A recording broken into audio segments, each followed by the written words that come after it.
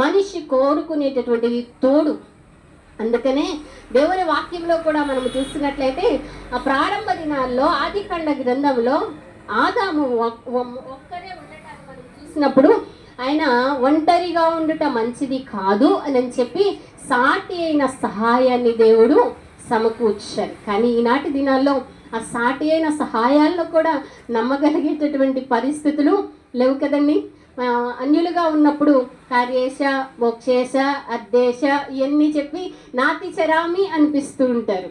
అయితే బైబిల్ గ్రంథంలో పరిశుద్ధ వివాహాల్లో మనం చూస్తున్నట్లయితే ఆయన చెప్తూ ఉంటారు కదా, కలిమిలేమి యందు, కష్ట సుఖాలందు, వ్యాధి యందు, బాధ యందు, ప్రతి పరిస్థితిలో నేను నీతోనే ఉంటాను, నా జీవిత పర్యంతరము నీవు నాకు భర్త అయి ఉంటావు, నీవు నాకు భార్యగా ఉంటావు అని ప్రమాణాలు చేస్తూ ఉంటారు. కానీ కొన్ని సందర్భాలు వచ్చేసరికి ఒకరిని ఒకరు విడిచిపోయి వెళ్ళి ఈనాటి దినాల్లో అహం అడ్డొచ్చేస్తుంది కదండి మనుషులకు. నీకంటే నేను గొప్ప, నాకంటే నీవు గొప్ప అనేటటువంటి పరిస్థితులను చూస్తూ వస్తున్నా. సర్దుకుపోయే పరిస్థితులు ఎక్కడా కనబట్టలేదండి. ఆ పరిస్థితులను బట్టి. అంత మాత్రమే కాదు, నా వాళ్ళు ఏమనుకుంటున్నావు, నీ వాళ్ళు ఏమనుకుంటా, నా వెనకాల ఎంత ఉందనుకుంటున్నావు, నీకేముంది అనేటటువంటి మాట్లాడే మగవారు కానీ ఆడవారు కానీ, నేను ఎవరిని వ్యత్యాసంగా చెప్పటం లేదు, ఇద్దరిలో కూడా ఇటువంటి మాటలు రావడం. మా తోడుంటది కలిమిలేమి యందు కష్ట సుఖాలను, అటువంటి వారు కూడా విడిచిపోతున్నారు. కన్నవాళ్ళు కూడా విడిచి వెళ్ళిపోయేటటువంటి పరిస్థితులు. అవును కదండి. చదువుకున్న తర్వాత పిల్లలు సెటిల్ అయిపోతారు, దూర ప్రాంతంలో జాబుల నిమిత్తం వెళ్ళిపోతూ ఉంటారు. కన్నవారు దూరంగా ఉండేటటువంటి పరిస్థితి, కనుక్కున్నవారు దూరంగా ఉండేటటువంటి పరిస్థితి కదండి.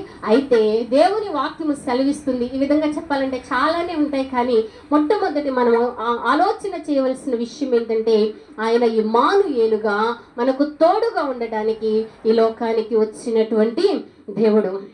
మన కష్టాల్లో, మన బాధల్లో, మన వ్యాధుల్లో, మన శ్రమలో, మన ఇబ్బందిలో మనుషులు విడిచిపెట్టి వెళ్ళిపోతారేమో, కానీ ఆయన మనల్ని ఎన్నడూ కూడా విడిచిపెట్టి వెళ్ళేటటువంటి దేవుడు కాదు. అందుకని ఆయన ఎప్పటి వరకు తోడుగా ఉంటారు? మత్తయి సువార్త 28వ అధ్యాయము చివరి వాక్యంలో మనము చూసినప్పుడు అక్కడ ఉంటది కదా, సదాకాలము నేను మీకు తోడై ఉన్నాను. దేవునికి స్తోత్రం, హల్లెలూయా. ఎప్పటి వరకు తోడుగా ఉంటారండి? సదాకాలము. ఇప్పుడు మాత్రమే కాదు, భవిష్యత్తు దినాల్లో మన జీవితము ముగించిన తర్వాత కూడా ఆయనతోనే మనం ఉంటాము, ఆయన్ని అంగీకరించినప్పుడు. దేవునికి స్తోత్రం, హల్లెలూయా. అటువంటి భాగ్యం మనందరికీ దేవుడు అనుగ్రహించునుగాక, హల్లెలూయా. రెండవ మాటను మనము చూసినట్లయితే భయపడేటటువంటి పరిస్థితి. భయపడేటటువంటి పరిస్థితి. దేనికి భయపడుతూ ఉంటాడు మానవుడు?